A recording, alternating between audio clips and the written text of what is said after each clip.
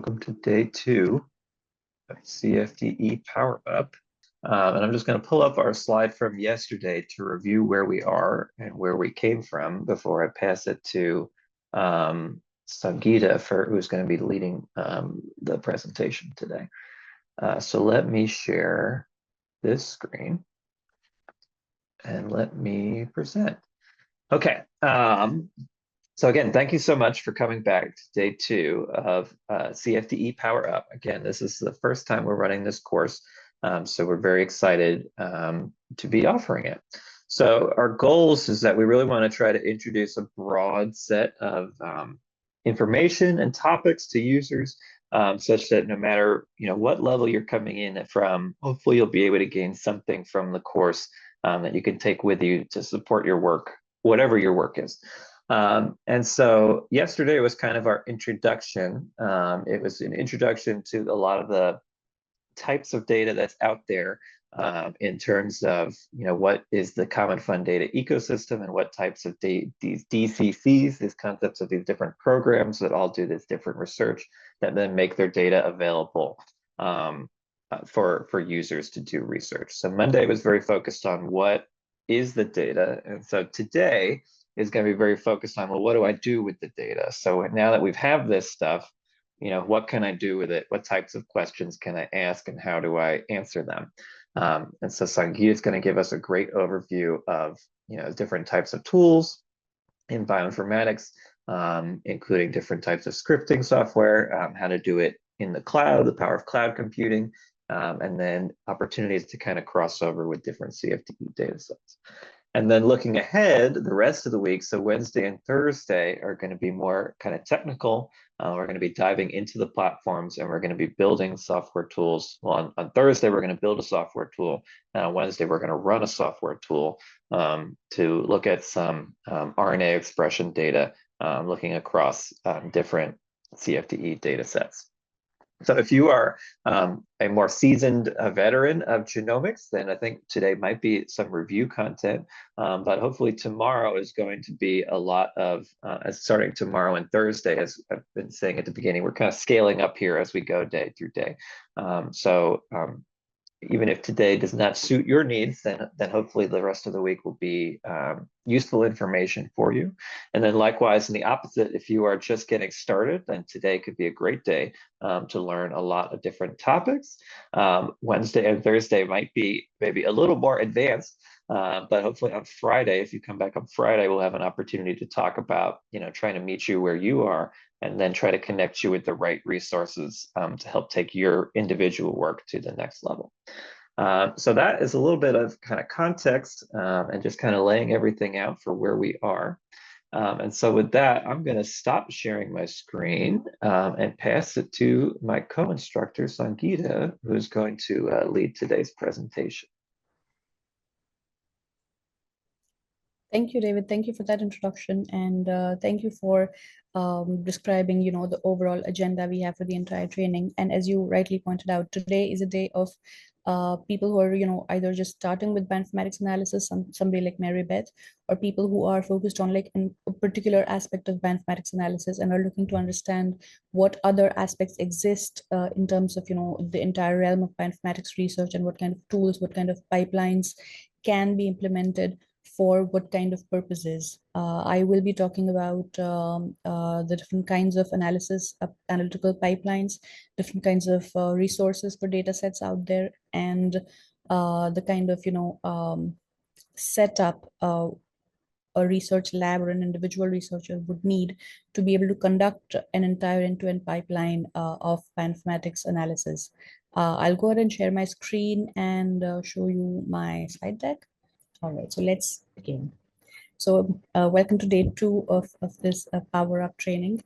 And today, as we talked about earlier, we're going to be talking about different methods and tools in bioinformatics analysis that have either been recently introduced or have been around for quite some time. Overall, we just start with like basics of what next generation sequencing technologies have been like over the years and what are the current standards of next generation sequencing technologies, which serves as like the basic resource to extract the next-gen sequencing data, which is used for all the different types of analyses. And then we'll talk about all the different types of methods for analyses of this data, which are grouped into a lot of like omics word.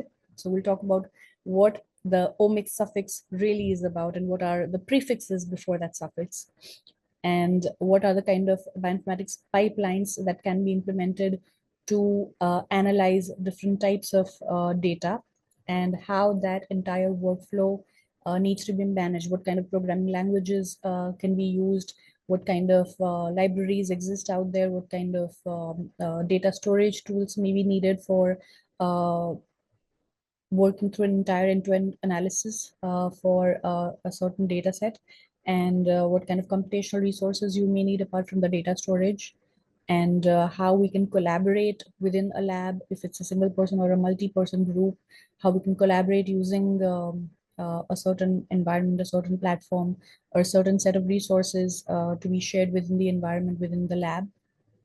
So let's get started. For the next-gen sequencing technologies, I know that when I started learning about bioinformatics, one of the first things I was taught about was, the Sanger-Coulson method, which was like the coolest thing as it started, because it was the first successful method that was able to sequence the genomic data sets, genomic material inside the cell, inside the nucleus. So Sanger-Coulson, of course, it was really cool, but then it needed a lot of evolution, and thankfully that has happened with a lot of these companies out there who have developed different technologies based on the overall principle of sequencing for genomic um, data, genomic material. And these, let me just move my screen. Okay, minimize my screen so I can see my entire slide deck. Yeah, okay. So I was talking about different companies who have developed different machines, which essentially extract that sequencing data from the genomic material. We have, well, these are all like very competitive, but right now, one of the leaders in the industry is Illumina, and it's closely followed by the ion torrent sequencing, which is another important machine company that makes a machine for extracting the sequencing data. And there's also the Pacific Biosciences, which has the pack biosequencing, and Oxford Nanopore, which I think is based in Europe.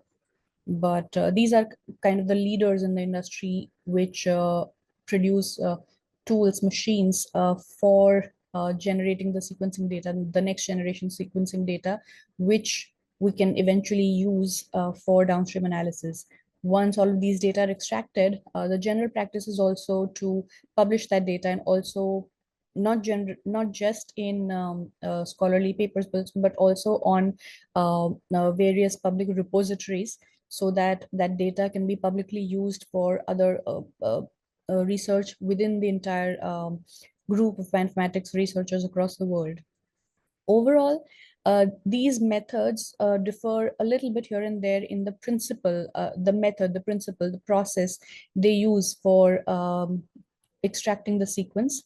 For example, for Illumina, they use fluorescent nucleotides. They're like tagged with fluorescent dyes, and that's what they use to identify which nucleotide is read where and how many times. And then for ion torrent, they depend a lot on the hydrogen ions, H plus ions.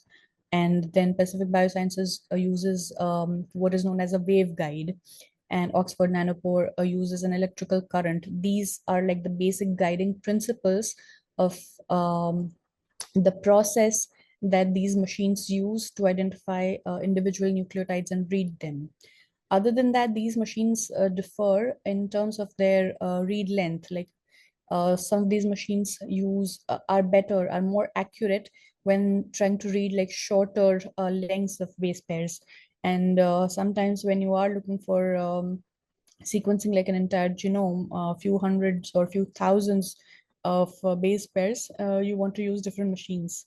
And that's why, the overall throughput of these machines is different, is different based on how many base pairs they can read with each iteration. Of course, we have to understand that the longer the read, the lower the throughput. Throughput is essentially like the speed, how much data it can produce, how much data it can extract um, within a short frame of time. So if you're trying to read a very long genome, a lot of base pairs, then that essentially means that it will need a little more time to generate that data. That means it's essentially like a lower throughput. And of course, accuracy for all these machines have also they're of course different depending on the throughput, but of course they have also improved and evolved the technologies within their systems over time. And overall, individually, the accuracy for all of these technologies have improved over time, depending on what kind of analyses, like whether it's whole genome analysis or RNA analysis, or for a smaller genomes like microbial genomes, we want to run an analysis, we would need to choose what kind of technology is most suitable depending on the size of the genome, the kind of throughput we are looking to work with, and overall cost that we can bear to employ any of these technologies, and wait for the extraction of data, and then work with whatever varying accuracy any of these machines may provide. So this is just like a general idea of the industry leaders of tools, the machines that can be used for extracting next-gen sequencing data. But once you have the data, once you have that basic data, what happens next? Let me, okay, this is fine. Once you have that data, what do you do? What do you do next? Next process would need to be like a quality check of some kind of pre-processing, a quality check of that sequencing. Essentially, when you want to sequence a genome, like a microbial or any other genome, you would want to start with amplification of the primary sample. So when you amplify it, in order for amplification, you would need to, use different technologies, for which, of course, when you want to amplify, you'd need like, I don't want to go into a lot of technical details, but I believe you are all aware of like the polymerases and everything that would have to go inside the process of each individual machine to enable this amplification. So once you have those kind of added materials to support the amplification, you also want to get rid of the tools, the little resources that you had used apart from the basic sample that you were working with. So this pre-processing, the quality check, is essentially the process of inspecting that raw data, the sequencing data that you've finally gathered, and inspecting it well enough to remove all of the additional signaling, all of the additional uh, resources, material that was added, which was not part of the sample, essentially. And also checking for how accurately, how consistently across all the reads the sequencing has uh, happened, like how the quality of the overall sequencing data is, by filtering out whatever is of lesser quality. That's like the first pre-processing step after sequencing. And once you have a set of sequencing data which is decently reliable, the next thing is the overall process of kind of aligning that genome. If it's like one particular gene, then you want to find how it aligns or maps to a reference genome. Or if it's like an entire genome, how would you assemble it to, in like the proper format, like depending on what chromosome it was from, or what organism it was from, how they are how they are how they place in the overall genome. So if it's a singular gene, then we maybe want to map it to a reference genome. Or if it's like an entire genome that we have sequenced and we want to just assemble it, then we want to start like a de novo assembly of that entire genome, so that we have like a baseline, overall base that we can work with as we continue with the next steps of our next generation sequencing data analysis. Once you are done with that assembly, the next steps will depend on the kind of application or interpretation you wish to work with. as you continue with your bioinformatics analysis. You could start with variant calling, which is the case most widely seen when you're working with genomic analysis. You want to find out what kind of single nucleotide polymorphisms exist, if there are insertions or deletions that have happened, if there are such structural variations as compared to a reference genome, if the overall structure of a gene where, the structure in the sense like three exons were here and then two exons were here. What if one exon switched over to like a position in between the three exons earlier? There's a possibility that structural variation could have happened. And that's why it's important to also study that kind of structural variation for the DNA sequencing data. And there are a lot of tools out there existing, which have also evolved over the years to help with this kind of variant calling analysis. One of the most widely used is from the Broad Institute. It's called GATK. And there's also others out there, SAM tools and VeriScan. And if you were to use something like the UCSC genome browser, it also has those plugins where you can do a lot of these pre-processing steps as well, pre-processing and then mapping steps from those kind of tools as well. And then you can proceed with the next downstream steps like variant calling in case of DNA data, if you're working with that. And then if you're working with RNA expression, gene expression levels, then you might want to find out overall quantities of that expression, the overall level of expression, basically quantify how many times or how heavily a certain gene has been expressed. And for that, we have other tools out there. One of which I'm most familiar with is Salmon. And of course, other tools exist out there, and you may or may not be more or less familiar with those things. But the overall idea is that depending on the kind of analysis, if you're, for example, if you're looking to work with RNA expression, RNA-seq data, gene expression levels, you want that quantification data.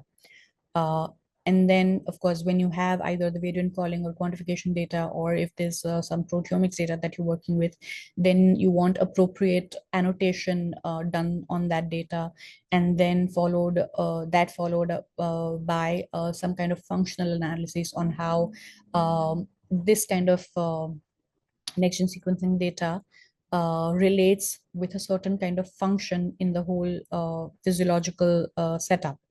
That is the kind of overall kind of pipeline. It starts with just extracting the sequencing data, making sure that you have done enough pre-processing and quality check on that data, and then finding a proper reference genome or doing a de novo assembly on that data, followed by, depending on the kind of data, DNA or RNA data, you want to either do some variant calling or quantification, or if it's a proteomics data, you want a different kind of annotation done on that. Eventually, what you want to do is integration of the data that you have acquired. You may want to be comparing the data from, different genes or different kind of gene expression levels, or data sets that you have acquired from different sources. You may want to just integrate all that data and then run a certain kind of bioinformatics pipeline on that to analyze and interpret the results of that. But basically, you'd want to integrate that data depending on how different or similar your sources of data are. And so once you have that data integrated and enough things ready to run that pipeline, eventually the results of that pipeline you might want to visualize. And visualization can also be done either with some inbuilt softwares that you have on these, for example, there are libraries that allow that kind of visualization generation, for example, like a heat map. If you're working with a differential expression analysis, and you could just, visualize how differentially expressed different genes are, and based on those kind of visualization, it is easier. I wouldn't say easier, but it supports visualization supports the process of interpretation a lot better, because just writing a script, just running a pipeline and having like numbers generated by that pipeline is not going to be enough information for a human brain, a human eye to make a valid interpretation of that. That's why visualization basically supports and allows the research group to compare all that data and how it has performed through that analytical pipeline, and thereby reach a certain interpretation which they might want to report either with a paper or at a conference or just within the lab for further research. That is kind of like the general pipeline of what a bioinformatics analysis entails. If you're a beginner in the field of bioinformatics, this is what you want to know right at the get-go, that these are the different steps you will want to work with.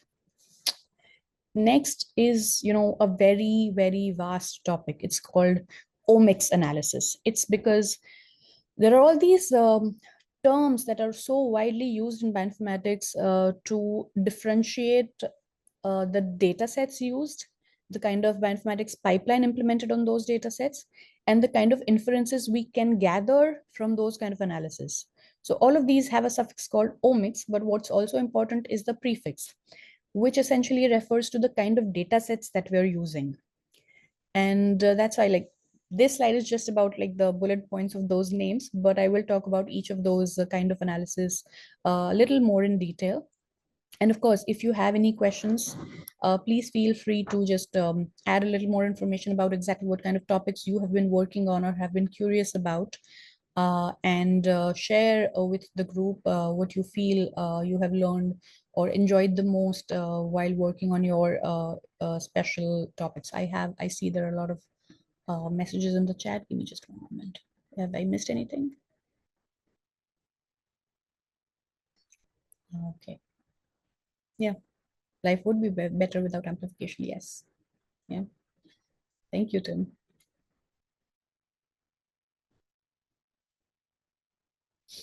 Okay. All right. All right. So we're back. I was just reading the messages. Let's get to it. Let's talk about all the different kinds of analysis. Let's talk about genomics analysis, because this is like the most basic kind of terminology that everybody comes across. This is the kind of analysis that starts with DNA data. We want, of course, the genomics data to be sequenced first of all, and then mapped or aligned to a reference genome called, we want to understand what kind of variants exist here, and we want to filter out whatever is a lower quality variant. We want to only find out what variants are more persistent inside the genomic data, and then analyze this data for applications like genome-wide association studies, which I think one of you is working on, as I read in the messages earlier, and then annotate those variants to understand how or what factors could have led to that genome varying, if it's like a different population, or if it's something else, depending on the geographical region. Yeah, thank you for that visualization package information. Yes. Exactly. So I was saying that genomic data is about understanding how the variants in the genome could be understood. Well, what causes those variants to show up? What triggers that variation? And if those variations also lead to some kind of physiological or phenotypic manifestation eventually. And overall, like the interpretation of all this, as I already described here, is about finding out the association of these genetic variants with the phenotypic traits, or also diseases, which is an important aspect to study, because then that can help us with finding out more methods for treatment of diseases and improving overall quality of life, or just like understanding of the overall inner workings of the genomic data, not just data, genomic you know uh, the entire genome, essentially what part of the genome is responsible for what kind of function. For example, what gene is responsible for height, or what gene is responsible for cognition, those kind of things. So that's all about the genomics data. Next is, even if we just go by the central dogma, from DNA we go to RNA. So let's talk about the next part of the kind of information that we can extract from the genome, and talk about the RNA sequencing, which is essentially called the transcriptomics. We want to call this transcriptomics because the transcription of DNA leads to RNA. And this RNA sequencing data, again, we can align this to a reference genome or a transcriptome. And once we have that,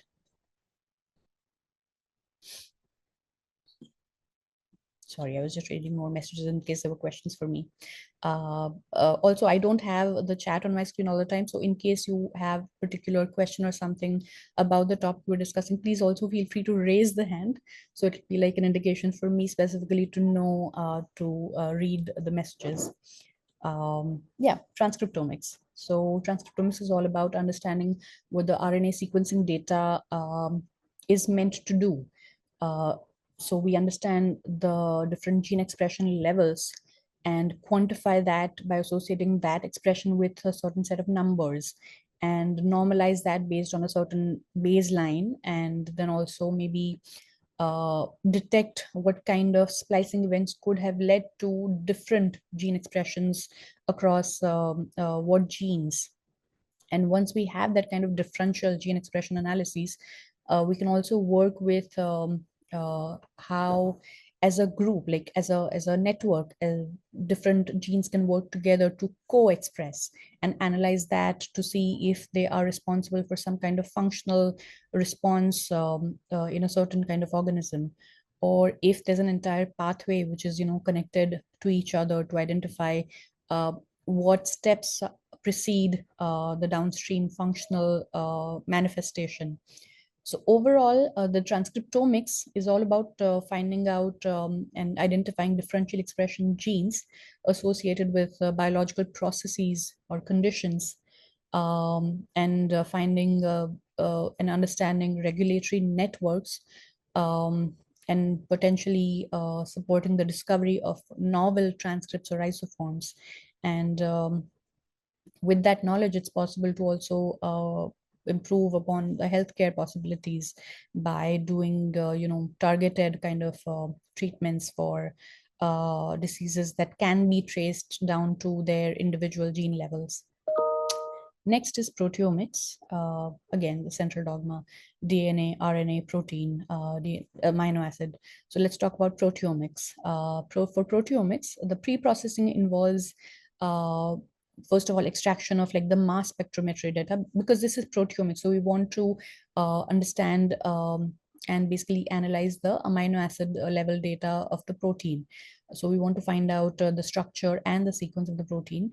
So we rely on methods like mass spectrometry or NMR or other methods to find out what kind of data we're dealing with and identifying that protein. And then also quantifying how abundantly this protein exists in the sample. And this kind of proteomics data can be used for analysis for differential protein expression or the interaction between different proteins, or like getting an understanding of the functional importance of each of those proteins, and overall finding out where in the body, in the cell, these kind of proteins may be localized and what kind of functions they may be responsible for. For example, in my dissertation, my PhD dissertation, I have worked with modeling calcium fluxes across the mitochondrial membrane, which would impact the ATP production, ATP uh, production essentially.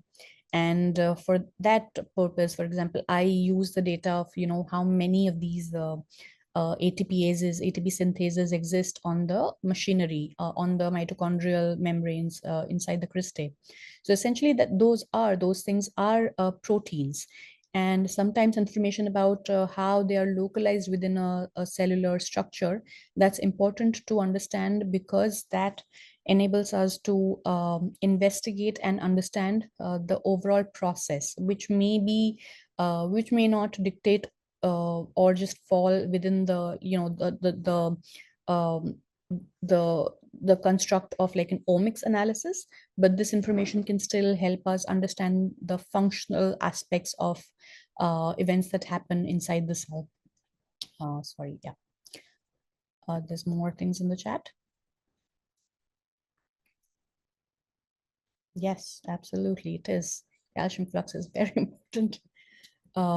Essentially, as I was saying, so proteomics is all about identification of differentially expressed proteins associated with biological processes or conditions, and using that data for inference of protein interaction networks so that we can characterize those protein complexes and pathways to understand their functional significance inside different organisms, humans or other lower organisms, wherever that is.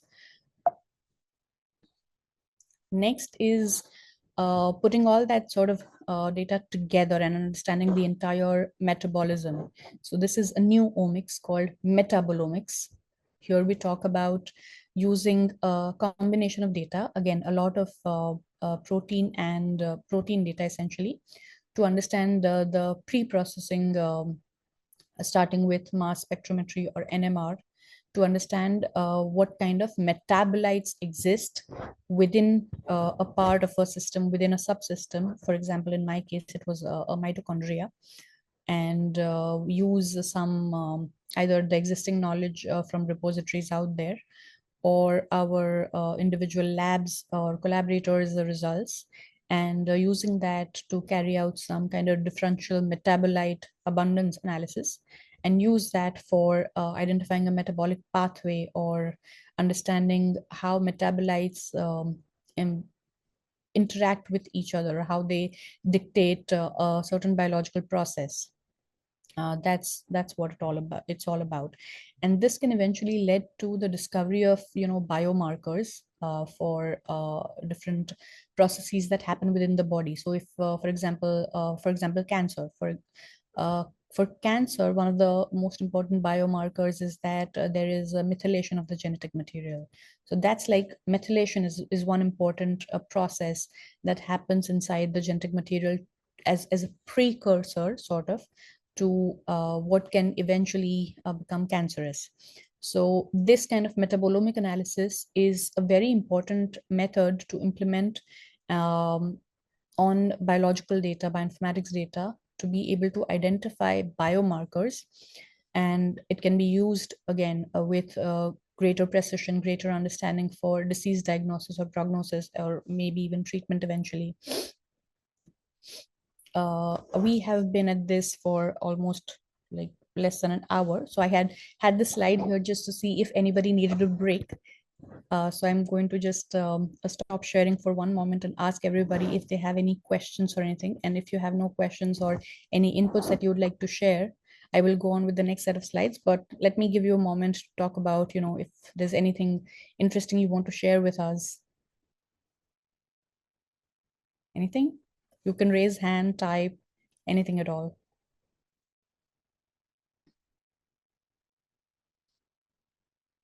I guess you're all ready. So I will proceed with the next set of slides then. All right.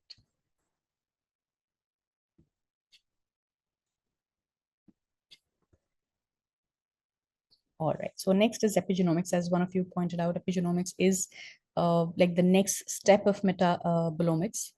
And here it's all about pre-processing of the DNA methylation data and finding out the histone modification data by employing some proteomic methods, like peak calling, and identifying what kind of motifs of proteins or chromatin accessibility data exist within a sample, and then using that for like a differential methylation analysis, or understanding the enrichment of histone by understanding histone data by some enrichment of that histone data, so that we can understand what kind of modifications are happening within a system depending on like a normal sample or like a disease sample or something that exists out there in nature in a different kind of environment, or comparing different populations for the histone identification, and understanding what kind of motifs exist out there in different kind of setups, and finding out and interpreting that association of genetic changes with gene expression or phenotypic traits. And from that, maybe learning of an inference of regulatory networks or identifying epigenetic markers for, again, disease classification or prognosis. So this is like an extension to metabolomics, as one of you rightly pointed out. And then once you have that, there's another more evolved kind of omics out there. It's called metagenomics, which is all about metagenomic data, which is a combination of uh, like the functional aspects of genomics data as well. And from that functional kind of data, we can then use that to characterize different functions and identify microbial or other biomarkers. Essentially, this is about, understanding the diversity that exists out there, depending on different organisms or like out there in nature, or identifying what kind of similarities or differences may exist between organisms, between like in the same, maybe the animal kingdom or the plant kingdom, but using that data to sort of characterize how different organisms, different microbial communities differ in their functions, and may or may not have similar kind of genomes if they have similar functions in some cases, and using that to mark and identify some kind of biomarkers that may be impacted by environmental conditions or diseases. Next is again another more evolved omics. It's called phenomics. And phenomics requires the pre-processing steps of like general data cleaning, normalization, and feature reduction.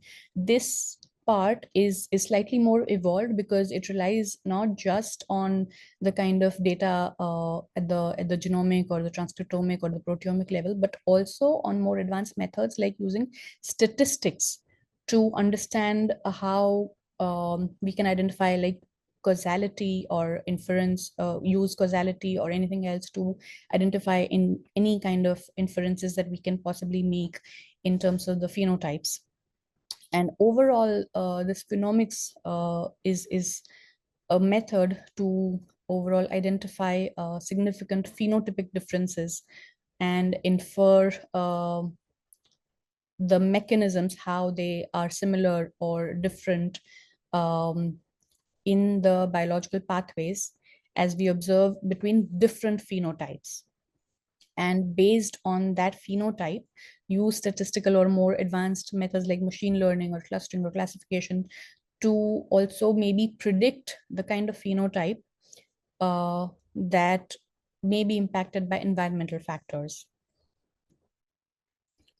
So apart from all that omics analysis that we talked about in the field of bioinformatics, there's also something that is called something that is not as, at least in my circle, not as widely discussed, is something called systems biology or a network modeling, which I think is like a more advanced kind of analysis, because once you have covered the basic genetic data at the cellular level and understood what kind of processes can be applied to it, we can use that data to also create a system level model or a network level model to simulate what kind of processes might be happening, and maybe if needed introduce some kind of perturbation inside the system to see how that perturbation might simulate to a different kind of result.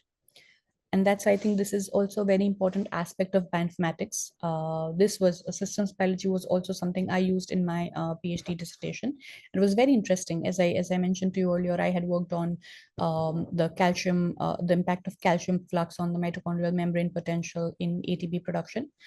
Essentially, this is about modeling of biophysical structures, subcellular biophysical structures and chemical reactions that happen inside the cell at the cellular level.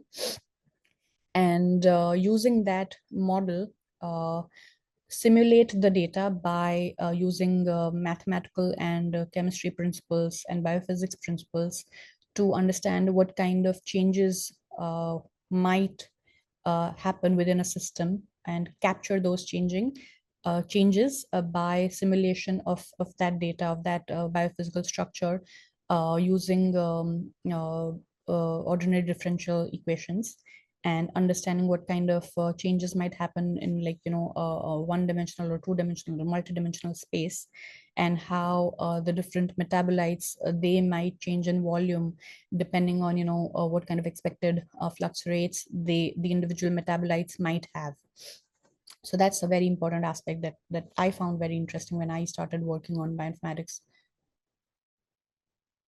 I'm again reading some of the messages here in case there's anything for me.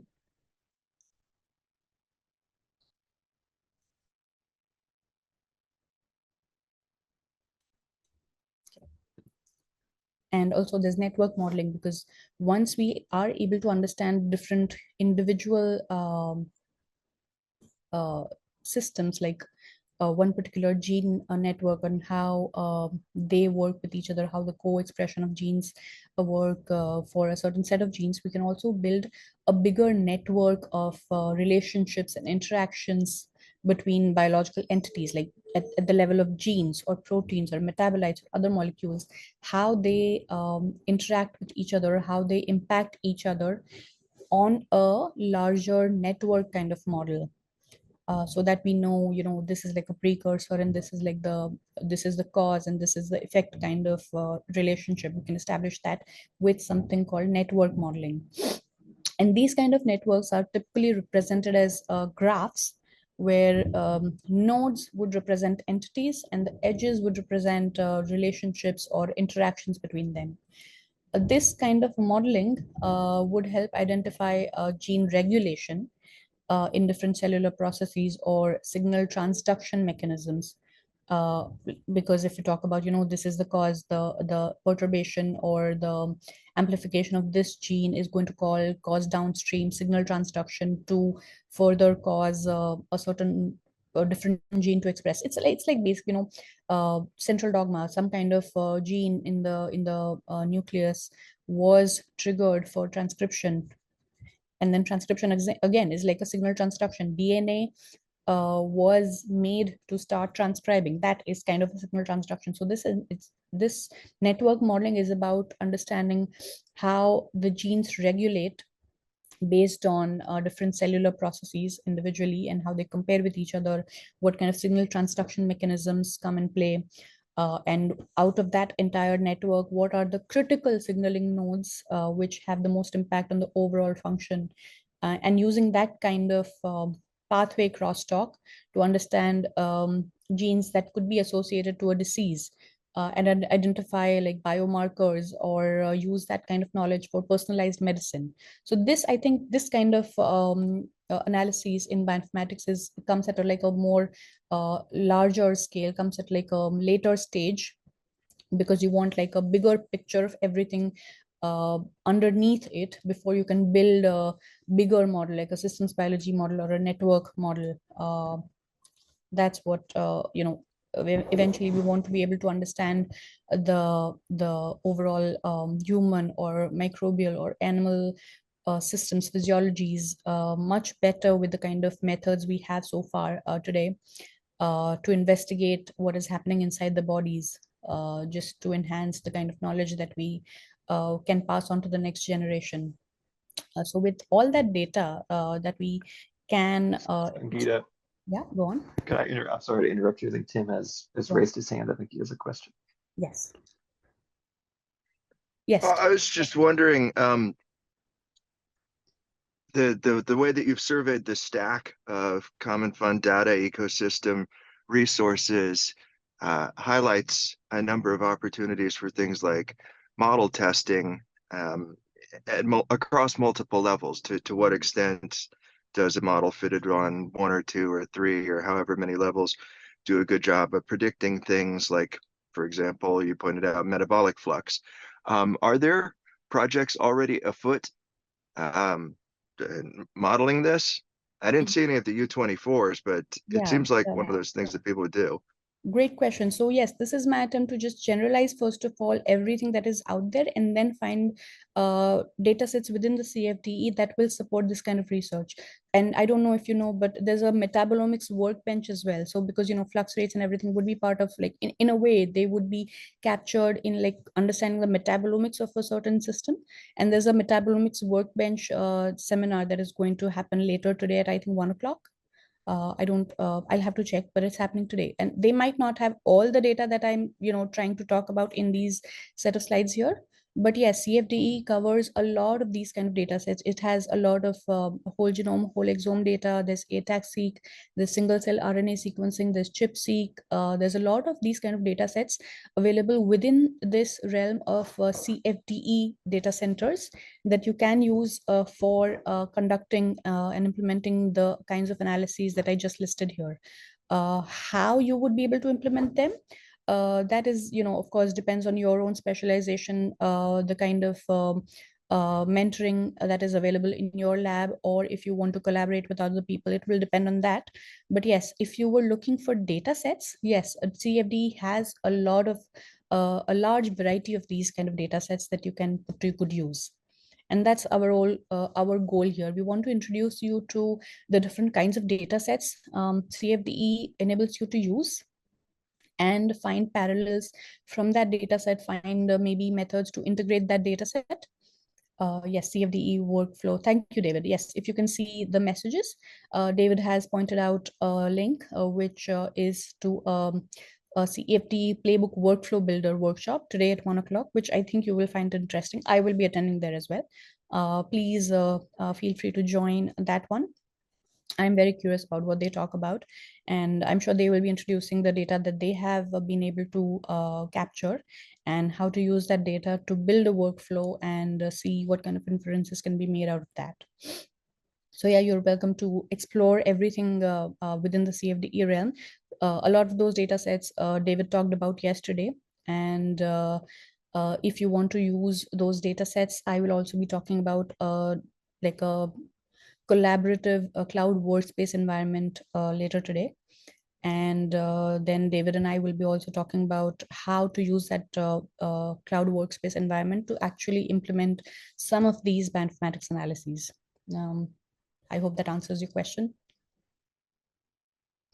Yeah, I guess one thing that popped into my head was Joaquin Espinosa within the Include project showed how they looked at which genes were being triplicated in trisomy 21 individuals, especially on the region of 21q22.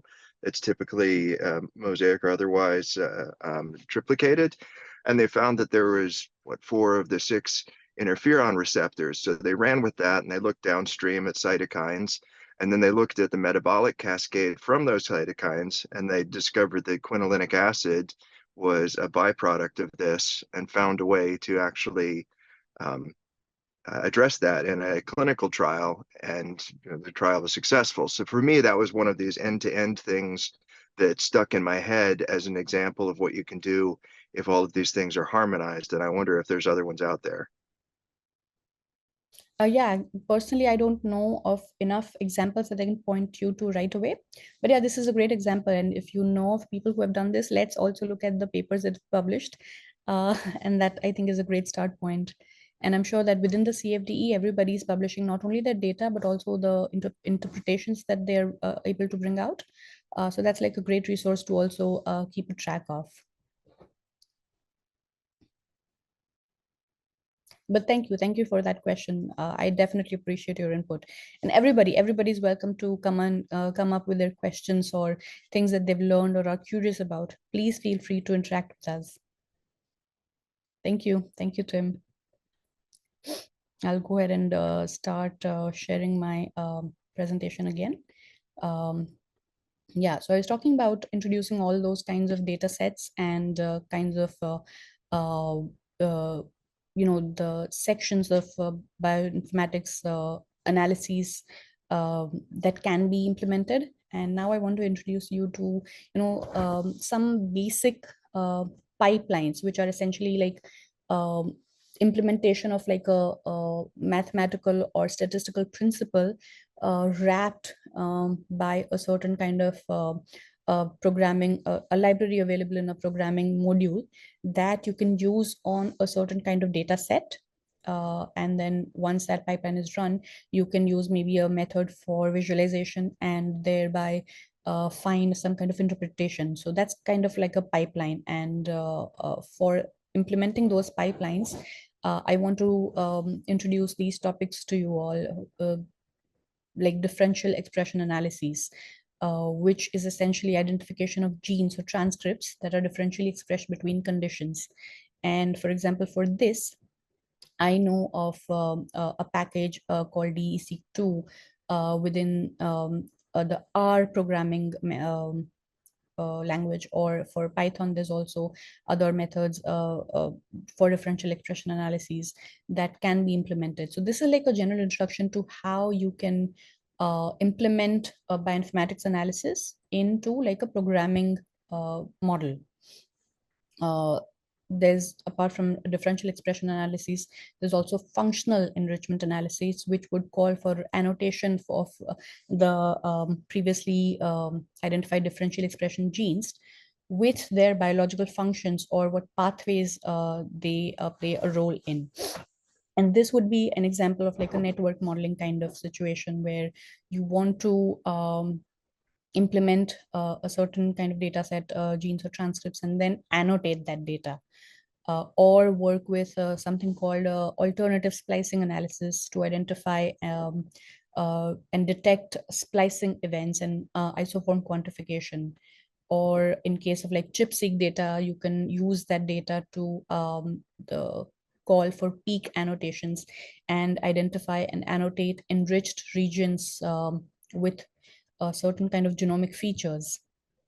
Or work with pathway enrichment analysis, where you want to identify and compare and contrast different biological pathways which may be enriched with certain set of differential expression genes or differential expression proteins, and thereby use that. Or also work with something called as a gene set enrichment analysis, which is about assessment of coordinated changes in a predefined gene sets, like a certain set of genes, they work well with each other to eventually lead to a certain kind of phenotypic or like a manifestation at still at a genetic level, but essentially points to a certain set of genes which work in a coordinated fashion. And also like eventually construct a network-based model to understand and identify how different gene regulatory networks interact with each other, or how different protein networks interact with each other, and how they eventually play a role in the whole metabolic cycle of at the cellular level or at the organism level. So while we have all these kinds of analyses out there, what is the kind of resources we can rely on as the bioinformatics research community to conduct these kind of investigations? Do we rely only on the data sets that our lab gives us? That's not necessary. There's also a lot of public data. There's a lot of the CFDE data sets that David talked about yesterday. Apart from that, there's also a lot of resources out there that have evolved over the years to also host these bioinformatics data sets at the genomic data level, or the transcriptomic data level, or the metabolomics data level, or about discussion and understanding that has been achieved for a protein level about what pathways a certain protein follows, or how a certain set of proteins interact with each other, or the kind of structures that proteins may have, or molecular genetic material may have at the nucleic acid level. And also use some of the epigenomic data about how environmental factors impact a certain kind of metabolic like how metabolic how environmental factors may impact genetic material, and also understand how all of this data can also be used to correlate with the disease specific data that we may have out there. There's of course the TCGA, which is the a lot of this data, which is disease specific. Some of that data is like for cancer genomes. And then there's other data sets out there that talk about the um, uh, the terms ontologies data for different diseases. Once you have identified certain kind of bioinformatics analysis that you want to implement and you have inferences from that, maybe you can also use that data to support it, support the express the understanding of that with ontological data out there, like like create network models that talk about bioinformatics analysis and relate that with the ontological data. And by ontology, I just mean understanding of like ontology is about using specific keywords to identify a subcellular process or a disease or a subcellular structure.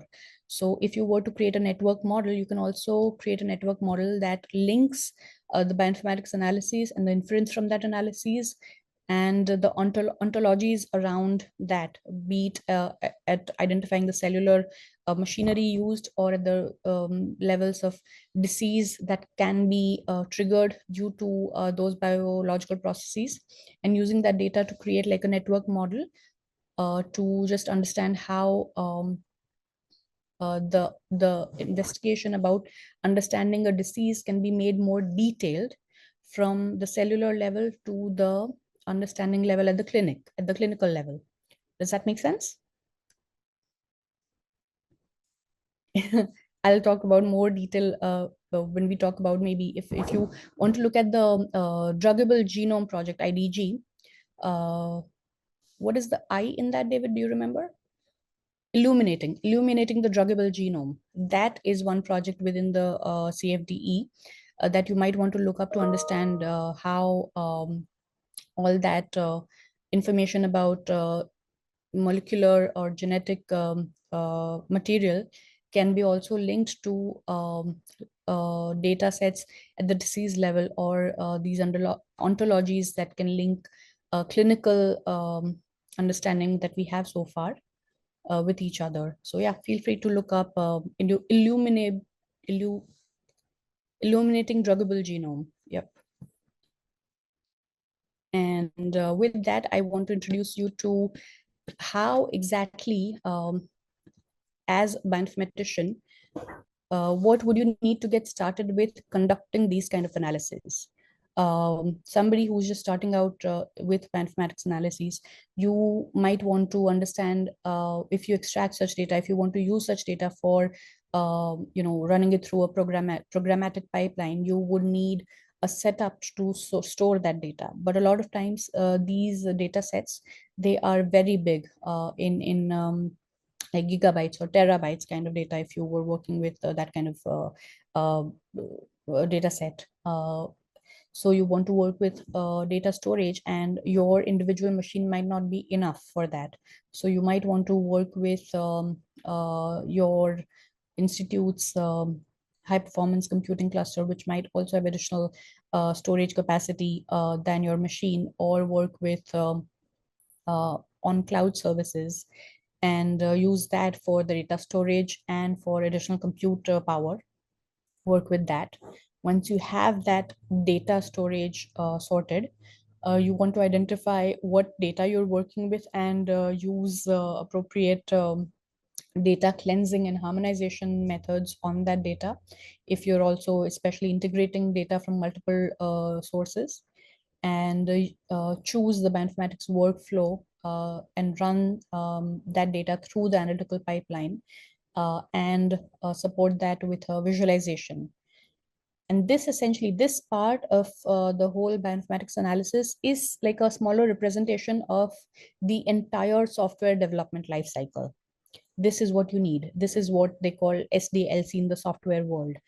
And this, if you're doing it at a smaller scale, it may not be very complicated. But if you're trying to work with a team and the individual members of the team are trying to contribute to different parts of, either data cleansing or harmonization, or building custom pipelines for analytical purposes, or building custom visualization for it, then each member of the team has to be well versed enough with this entire process of software development, so as to make the most out of it.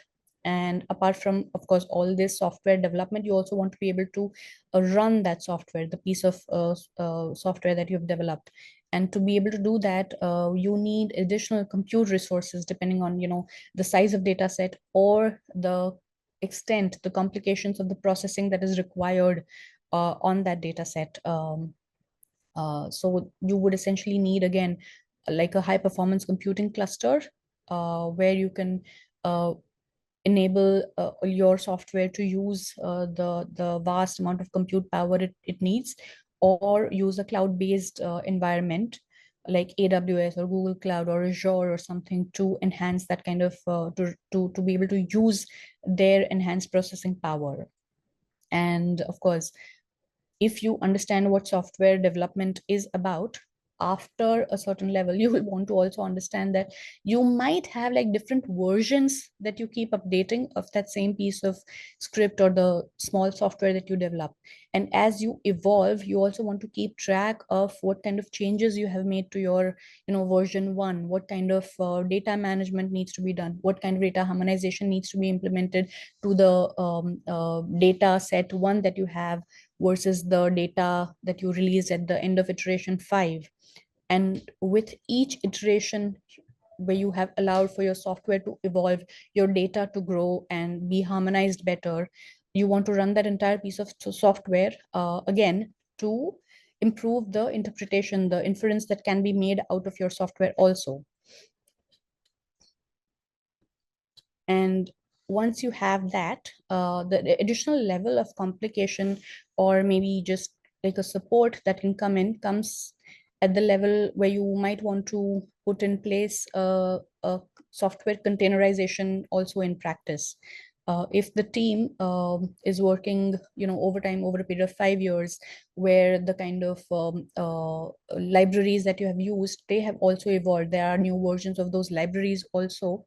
You don't want your software version 1 to become incompatible with your software version 5. So there's something called the concept of containerization, where you can use things like Docker or something that's called Kubernetes, which allows of using of microservices, combination of microservices to work on the same kind of data sets, or using the same kind of software versions, but with evolution. It allows for the collaborative members of the lab to work with evolving versions of the libraries that you use, and also incorporate the expanding and growing kind of data set that you want to work with, without having to lose track of the previous versions. So you can not only understand how your interpretation has changed over the years, but also make sure that you don't lose track of the successful interpretations you were able to make earlier in the future. So this is like a general idea of the workflow management that you want to work with when you want to implement bioinformatics analysis. And this is why it's important that we introduce here now the cloud workspace that we're going to be working with tomorrow and the day after. It's called Kavatica. Let me take a break for another moment and see if you have more questions for me. And then I'll give you a general idea of what Kavatica is. And see if you all find that interesting so far. I hope you do, because the next topics that we discuss tomorrow and the day after and on Friday are going to be more interesting if you are able to get a good grasp of what we're talking about today. Let me, before I share my screen again, let me also prepare the Vatica login at my end, so that I can introduce you all to Kavatica, and I can hope that you can also open an account with Kavatica before tomorrow, so that you can follow whatever David and I talk about tomorrow and the day after. And feel free to stop me and ping me with questions. Anything? All right, okay. Then I will go ahead and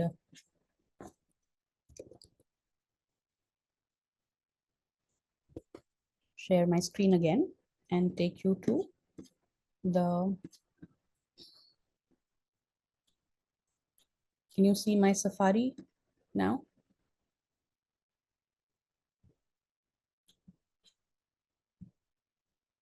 Can you all see my Safari screen? Thank you. Thank you, Maria. Yes. So we are talking about a platform, a collaborative cloud workspace environment called Kavatica. This is a tool that we're talking about here in this Power Up data analysis training, because this is one environment which allows you to bring in a lot of data sets and interoperate on them, even if they are coming from different sources. You can bring in data from a lot of these CFDE data coordinating centers, different programs within the CFDE. You can bring over data from a lot of these GenBank data sets.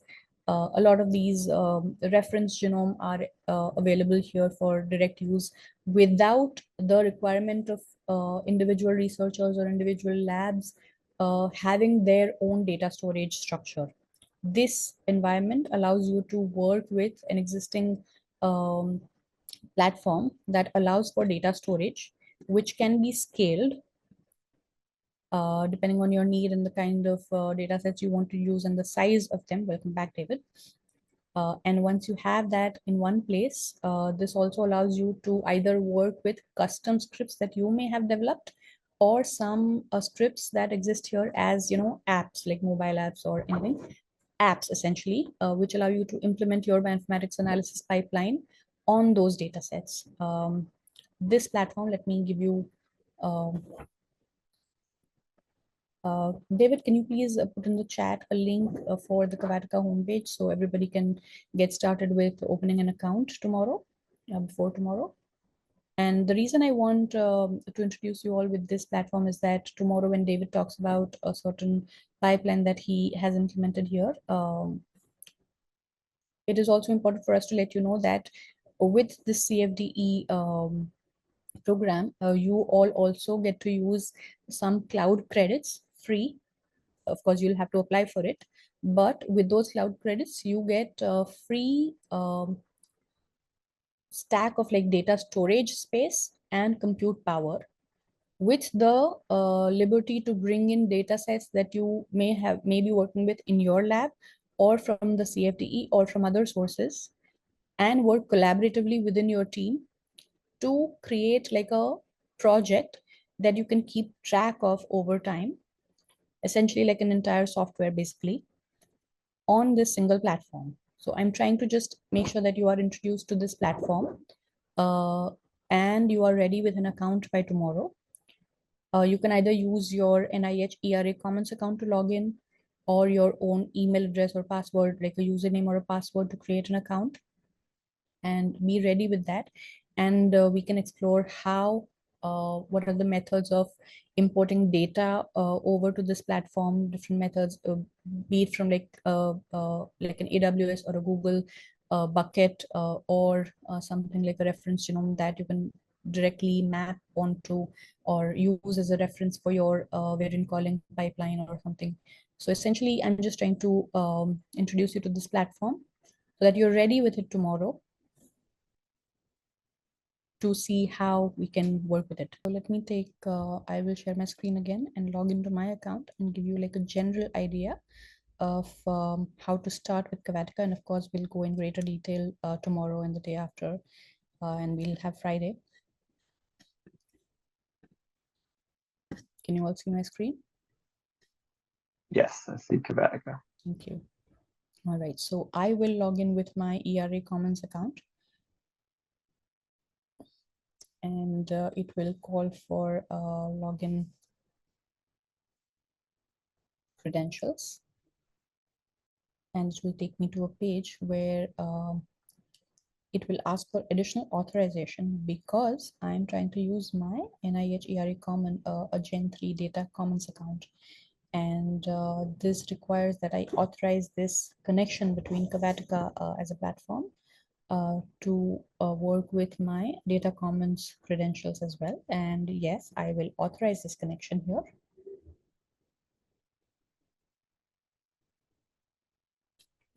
And then I will go to what's called a dashboard. I will go to the dashboard where I have a lot of these projects that I have created at my end, or I have access to collaboratively with a few other people. And I can also see a list of projects that I might have access to, or in general, all projects, public projects, privately created projects within Kavatika. I might have access to more projects than you all right now, but you can all also work with your own projects. You can create your projects by clicking on create a project here. You can also work with a lot of the data sets that exist on Kavatika right now. And you can use a data browser to find those data sets. And of course, there are additional ways in which you can bring over data from other resources, other repositories over to Kavatika. For example, some of the public data that is available on Kavatika right now is from the Kids First realm, or there's more data from some from TCGA, some from Target, and there's also some other public data available here, such as the public reference files. As you can see here, these reference genomes can be used when you work with certain kind of mathematics analytical pipelines.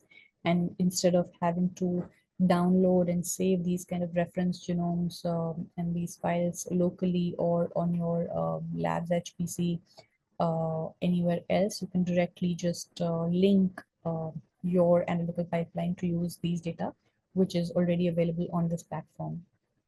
You can also bring over data from if your lab has volumes on AWS or Google Cloud, you can create a connection between that kind of Amazon or Google Cloud and bring over that data, link it.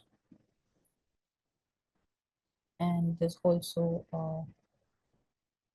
other ways to either use the platform's API to upload data from your local or other repositories that you use, or using the command line interface from the platform to upload data if it's a very huge file from your machine. And of course, there's also methods to just click and upload kind of thing as well. So once you have your own project, you can work with that data. If you would get to if you would like to get started and get a head start at what things exist out there, you can look at a lot of these workflows and tools here and see what they're like and how many of them you might find useful for your purpose, for your implementation purpose. You can look at a lot of these kind of pipelines. This is a basically fast QC analysis kind of method. There's a lot of these kind of apps that have been developed already. All you have to do is plug the kind of data set that is compatible with that app and run that pipeline. That's all. There's also a bunch of these public projects that have been created here, which are like a demonstration of an end-to-end analysis that you can also look into. One of these is this Open Pediatric, Open Access kind of project, which is also available. The scripts and everything is also available on Kavatika. So you can look into that as well. There's a lot of these variant calling, variant filtering kind of projects as well that you can look into for just getting a better understanding of the entire platform. But essentially, I'm trying to bring focus on this platform because you can see that this one platform can act like as like a resource for data storage, collaboration, development, running pipeline, providing compute power, everything in one place, even if you didn't have that on your own in your lab, without having to use additional monetary resources on your own, because CFDE offers some cloud credits to you all, of course, with application which would have to be approved.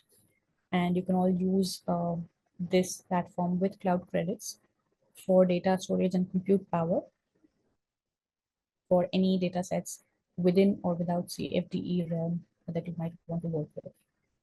David, did I miss anything while I was introducing Pediatric? Is there anything that you'd like to add as a introduction, as a precursor to tomorrow? No, I think that's a pretty good overview. So tomorrow, we're going to explore some of those apps, kind of a couple different features of Kvatic of how we load data into it from a couple different sources, and then how we run those applications. And we will also explore the interactive node as well to do some analysis. So we'll see a couple different features in action. And then on Thursday, we're going to have another demo from this time from Sangeeta, and she's going to show how to build a pipeline. And so as we've been saying, kind of progressively getting more and more complex as the week goes on.